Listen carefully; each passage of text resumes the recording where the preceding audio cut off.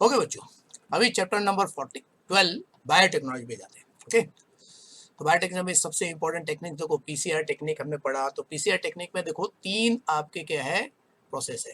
Denaturation, इसमें DNA को separate किया जाता है 90 to 98 डिग्री सेंटीग्रेड पे, है ना।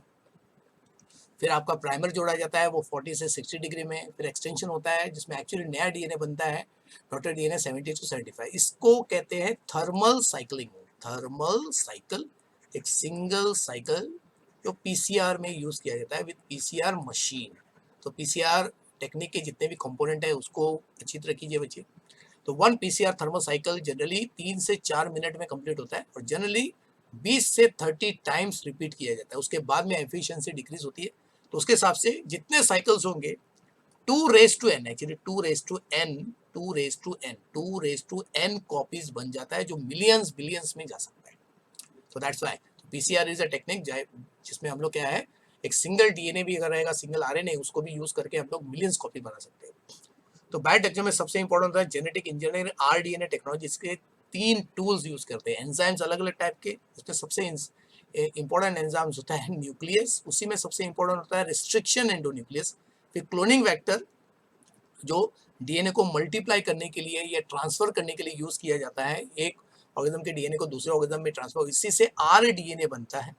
और फिर जिस होस्ट के अंदर हम लोग डीएनए को मल्टीप्लाई करते हैं उसको कॉम्पिटेंट होस्ट कहते हैं, जिसमें या तो जीन्स को मल्टीप्लाई करते हैं डीएनए को, नहीं तो प्रोडक्ट बनाया जाता है। फाइनल प्रोडक्ट इसी होस्ट, जैसे E coli is one of the important host. Vector में सबसे इंपॉर्टेंट प्लाज्मिड है। न्यूक्लियस एंजाइम 2 टाइप का होता है, जो डीएनए को एंड से काटता है उसको एक्सोन्यूक्लियस, जो इंटरनली कट करता है उसको एंडोन्यूक्लियस। और उससे सबसे इंपॉर्टेंट होता है रेस्ट्रिक्शन एंजाइम, रेस्ट्रिक्शन एंडोन्यूक्लियस सबसे इंपॉर्टेंट है। ओके, इसको आरईएन भी कहते हैं, आरई भी बोल सकते हैं, आरईएन भी बोलते हैं। Okay, 10 the sequence is recognised by restriction enzyme जो बोलते हैं। अभी आरईएन डीएनए को कहीं पे भी नहीं काटता है, वो डीएनए के एक स्पेसिफिक पार्ट को ही काटता है इन 2 वेज, या तो ब्लंट कट करता है या स्टिकी एंड्स बनाता है।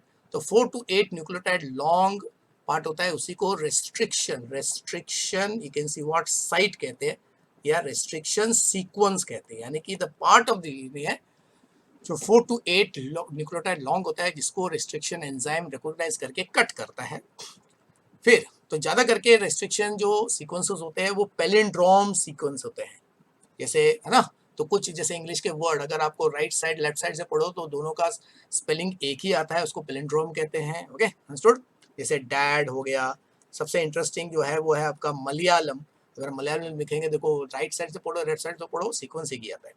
तो एक डीएनए सेगमेंट के दोनों स्ट्रैंड 5 to 3 एंड और 3 to 5 एंड का सीक्वेंस अगर आइडेंटिकल रहेगा तो उसको हम लोग कहते हैं पैलिंड्रोम। तो इसका सबसे अच्छा एग्जांपल आपने स्टडी किया है वो है गेटैक।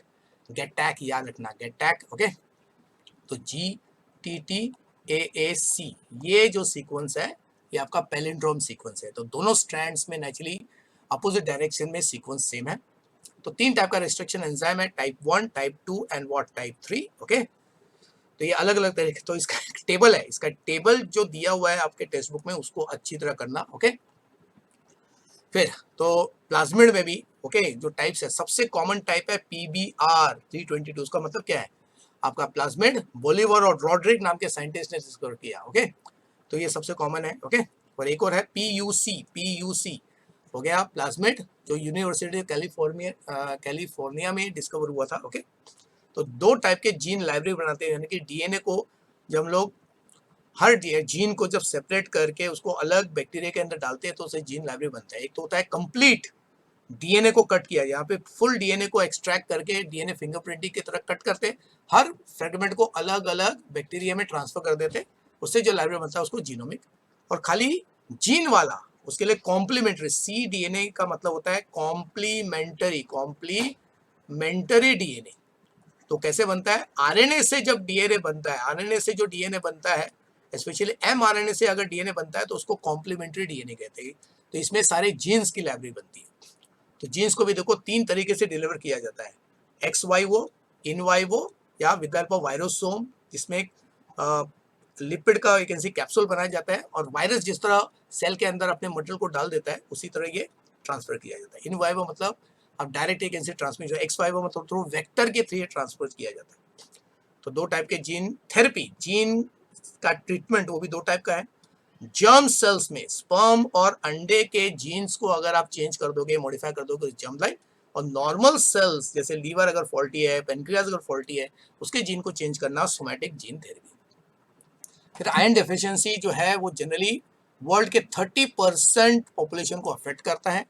ओके, इसमें फिर दो oncogenes MYC and RAS, इन दोनों को सबसे पहले स्टडी किया गया है ब्रेस्ट कैंसर में यूजिंग आपका ट्रांसजेनिक माइस। तो ट्रांसजेनिक माइस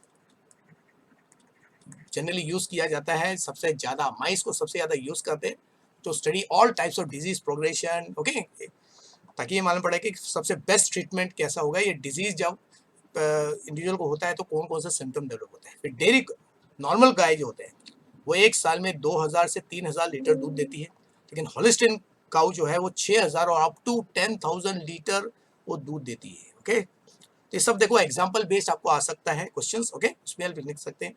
तो बेस्ट रेसेस मतलब आपके बर्ड्स के, मतलब जो आपके लेयर्स बोलते हैं, जो अंडे देते हैं बर्ड्स, ओके, मतलब हैन, वो 250 एग्स पर ईयर दे सकती है as compared to 70 eggs. Normal जो अंडे देने वाली मुर्गियां होती है वो 70 देती है। लेयर जो बेस्ट लेयर्स होते हैं उसका सबसे अच्छा एग्जांपल है leg horn. Leg horn actually आपको एनिमल हस्बेंड्री इस साल नहीं है, नहीं तो ये पार्ट भी आपका कवर होता। फिर ट्रांसजेनिक कैटल, तो ट्रांसजेनिक किसको कहते हैं, अगर किसी ऑर्गेनिज्म में ऐसा जीन ट्रांसफर किया है जो उस ऑर्गेनिज्म टाइप में होता नहीं है, उसको ट्रांसजेनेसिस कहते हैं और उस जीन को ट्रांसजीन कहते हैं।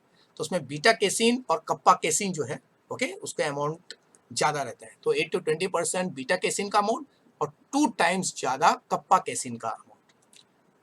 फिर पेटेंट के 3 पार्ट होते हैं। तो पेटेंट मतलब एक sole licence for a discovery for a particular new invention, जिसमें ग्रांट दिया जाता है, फिर उसको स्पेसिफाई किया जाता है किस पर्पस के लिए, और अगर किसी ने उसको मिसयूज किया तो फिर आप क्लेम कर सकते हो। ओके, तो उसको 3 पार्ट्स रहते हैं लाइसेंस का। चलिए, ऑर्गेनिज्म एंड पॉपुलेशन 13 चैप्टर। तो 6 मेजर ग्रुप्स है टेरेस्ट्रियल बायो। तो इस चैप्टर का जो फर्स्ट पेज है उसी में एक फिगर है बायोम का फिगर, उसको अच्छी तरह करना बच्चों, उसी पे आपको क्वेश्चन भी आ सकते हैं।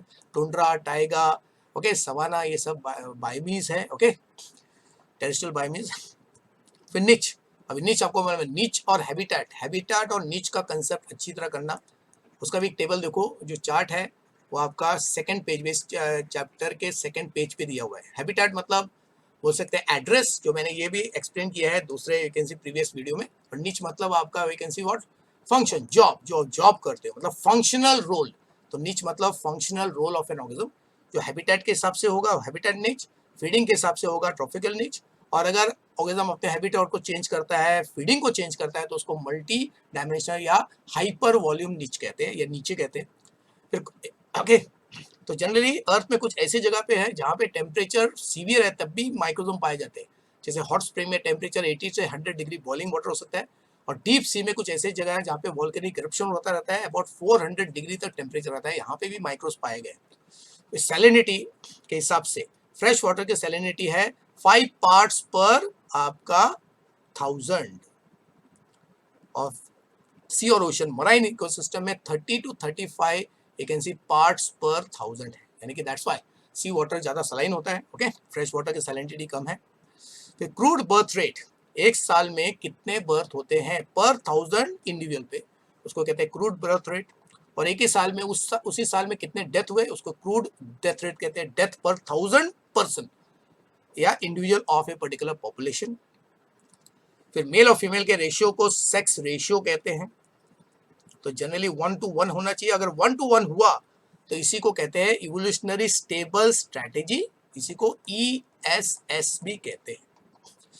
फिर 3 एज ग्रुप है, तो यानी कि पूरे पॉपुलेशन को 3 एज ग्रुप में डिवाइड किया है, और इनके प्रोपोर्शन से मालूम पड़ता है कि आगे चल के पॉपुलेशन कम होगा, ज़्यादा होगा, या रिड्यूस हो जाएगा, या स्टेबल रहेगा। तो pre reproductive age 0 to 14 years, ये भी इंपॉर्टेंट है बच्चों। रिप्रोडक्टिव एज होता है 15 to 44 ईयर्स, और पोस्ट रिप्रोडक्टिव होता है 45 से 85 ईयर या उससे ज़्यादा, जब तक कि डेथ नहीं होती है, टिल डेथ। ये हमको ह्यूमन का रिप्रोडक्टिव जो एज है 45 ईयर्स के बाद देखो एबिलिटी ऑफ एग फॉर्मेशन या फर्टिलाइजेशन फीमेल में कम हो जाता है, तो उसके लिए पोस्ट रिप्रोडक्टिव फेज।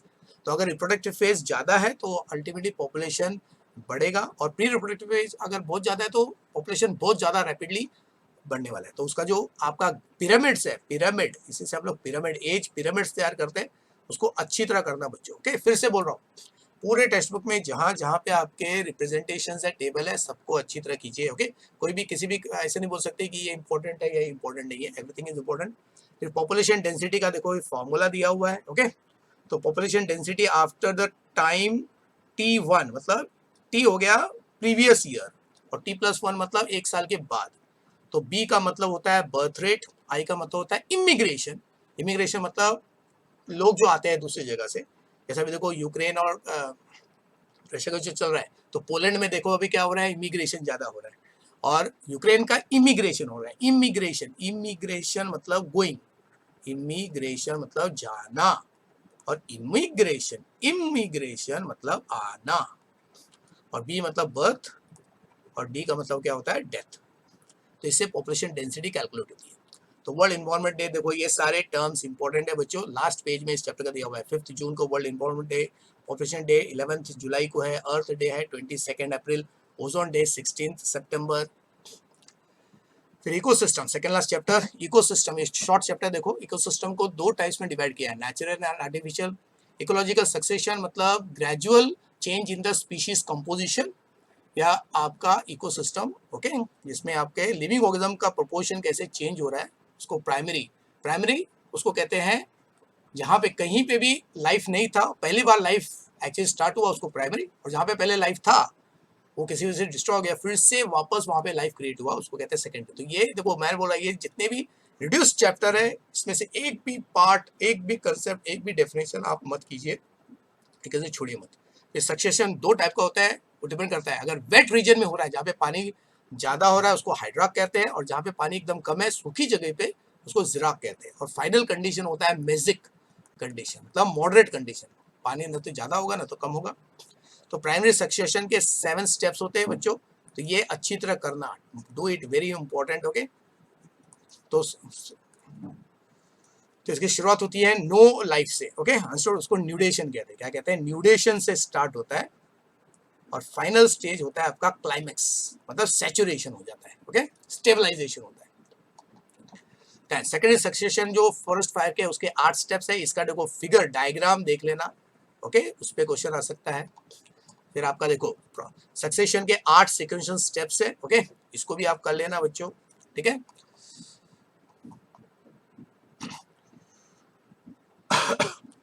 इसमें एक और है आपका हाइड्रा के 7 स्टेप्स, वो अच्छी तरह करना। ओके, हाँ, और सॉरी, ये जो मैंने बताया हाइड्राक सक्सेशन के 7 स्टेप्स है, उसमें पहले आता है आपका व्हाट, एल्गी। ये जो मैंने आपको बताया सक्सेशन, ये न्यूडेशन से लेके ये इस पे है, सॉरी। ओके, तो न्यूडेशन पहला स्टेप, और फाइनल होता है आपका स्टेबलाइजेशन। क्या होता है, स्टेबिलाइजेशन। ये 8 सिक्वेंशियल स्टेप्स है। ये थोड़ा सीक्वेंस मेरा उल्टा हो गया। ओके, चलिए लास्ट चैप्टर बायोडाइवर्सिटी। तो बायोडाइवर्सिटी जनरली माना जाता है तो 3.5 बिलियन साल पहले लाइफ क्रिएट हुआ था, तब से लेके इवोल्यूशनरी जो चेंजेस आए हैं उसकी वजह से ही बायोडाइवर्सिटी आया है। तो बायोडाइवर्सिटी को स्टडी 3 लेवल पे किया जाता है, जेनेटिक लेवल पे, स्पीशीज लेवल पे, या तो इकोसिस्टम लेवल पे किया जाता है। तो इंडिया में देखो 1000 वैरायटी है मैंगोज के, 50,000 के आसपास राइट और व्हीट वैरायटी है इंडिया में। ओके, फिर India it is one of the 15 nations जिसमें बहुत ज्यादा स्पीशीज डाइवर्सिटी है। तो we have got rich, you can see what variety of living organisms. तो 2 पैटर्न होता है आपका लिविंग ऑर्गेनिज्म का डिस्ट्रीब्यूशन का, latitudinal and altitudinal gradient. Latitude और एल्टीट्यूड के, लैटिट्यूड मतलब the distance from the equator toward the pole, and altitude हो गया हाइट, हाइट के हिसाब से, height of the particular place, and distance from the equator, उसको लैटिट्यूड कहते हैं। और स्पीशीज एरिया, एरिया बड़ा तो वैरायटी ज्यादा होगा, लेकिन एक लिमिट तक, एक लिमिट के बाद अल्टीमेटली, इसके लिए देखो आपका जो आपका डेजर्ट इलाका है, डेजर्ट इलाका में तो एरिया बहुत बड़ा है, लेकिन तब भी वहाँ पे स्पीशीज वैरायटी बहुत कम है। तो अमेजन रेन फॉरेस्ट में देखो 40,000 यू कैन सी प्लांट्स है, 1300 बर्ड्स है, 1227 मैमल्स, और 3000 दूसरे स्पीशीज पाए जाते हैं, other species. Okay, other species.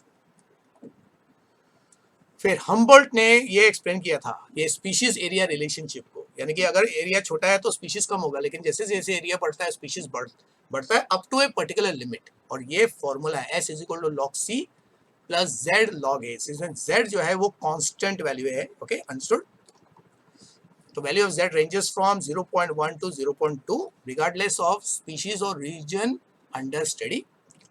तो अभी जनरली IUCN के हिसाब से 1.8 मिलियन स्पीशीज अर्थ में है। एक्चुअली अगर देखा जाए तो 1.8 प्लस ही है, और 2004 में देखो फिगर 2004 अगर बोला है तो उसके हिसाब से 1.5 था। तो ये सब नई डिस्कवरीज की वजह से होता है। तो इंडिया में देखो 8.1% टोटल बायोडाइवर्सिटी है अर्थ का, पूरे अर्थ का 8.1% बायोडाइवर्सिटी इंडिया के पास है। और India is one of the 12 mega diversity countries, और पूरे अर्थ का देखो 2.4% जो एरिया वो इंडिया के पास है। तो इंडिया में देखो 45,000 प्लांट स्पीशीज और इसी का डबल से ज्यादा अमाउंट एनिमल स्पीशीज का है, यानी कि बोल सकते हैं 90,000 जो है अलग अलग एनिमल के स्पीशीज इंडिया में डिस्कवर हुए हैं। तो तीन टाइप के एक्सटेंशन होते हैं, नेचुरल एक्सटेंशन नेचुरल कैलेमिटी की वजह से, mass extension because of some you can say एक साथ एक पर्टिकुलर स्पीशीज अगर वो एडजस्ट नहीं कर पाते, और फिर प्रेजेंटली मैन मेड जिसको एंथ्रोपोजेनिक कारण कहते हैं वो सबसे प्रोमिनेंट है।